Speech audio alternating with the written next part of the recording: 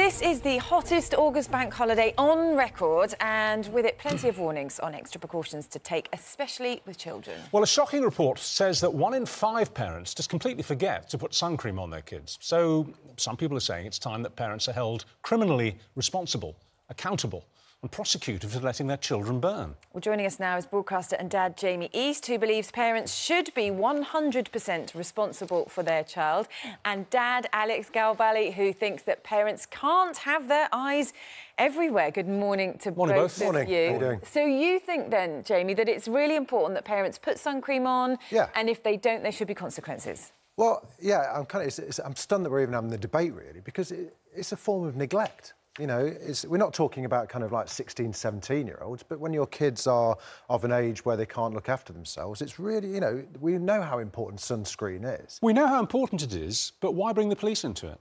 Well, because if you're putting your kid at risk of skin cancer, you wouldn't give your kid a cigarette. You wouldn't allow your kid to kind of play with fire, which would allow it to get burned. That would all kind of have. All right. So what would the charge be? OK, so I've forgotten to put sun cream on my kid.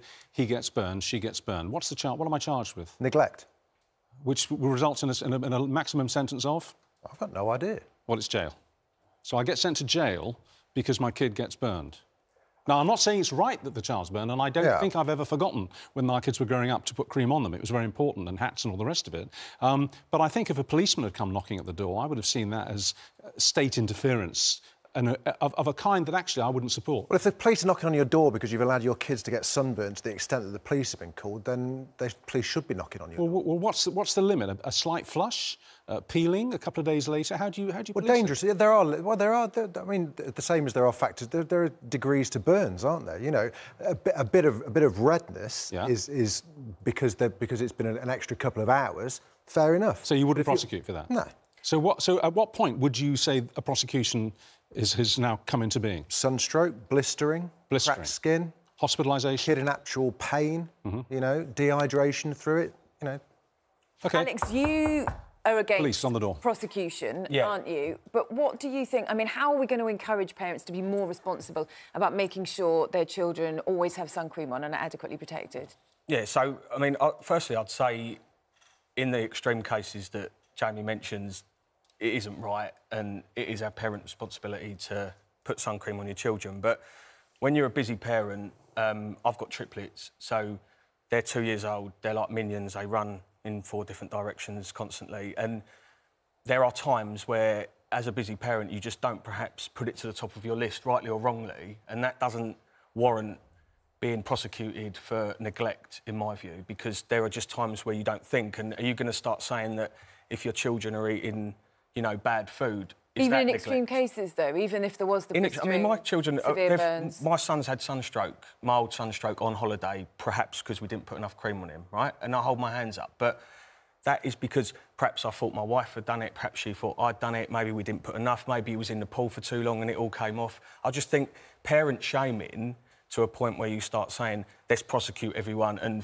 scaring people into it isn't the right. Maybe what's the way to do it in that case? I mean, would you in Australia, would you take extra care now because that happened to you before, or do you think there are some parents who would need some kind of pressure to make sure that they do it? I think it's just making people more aware. You know, to think about it, maybe more. Is there anyone not aware that you need to put sunscreen on now? Well, that's not my point, is it? My point is that, you know, that especially in the UK, you'll get a day where it's raining. It's meant to be the hottest day today. It'll probably rain later. You know, you would go out for the day and perhaps you wouldn't necessarily think, let's put sunscreen on. Well, I was going to say that because actually, I mean, you could, let's take an April day, an early April day or a late March day that's quite sunny. It wouldn't actually occur to me to put sunscreen on myself or onto my kids, but actually you can get burned at that time of year. Absolutely. The temperature's quite cool because the sea's cold in the UK and it's quite cool, and sometimes it can be, you know, maybe 9, 10 degrees, but a sunny March day and you'll get burned. Yeah. I mean, that would be a pretty harsh prosecution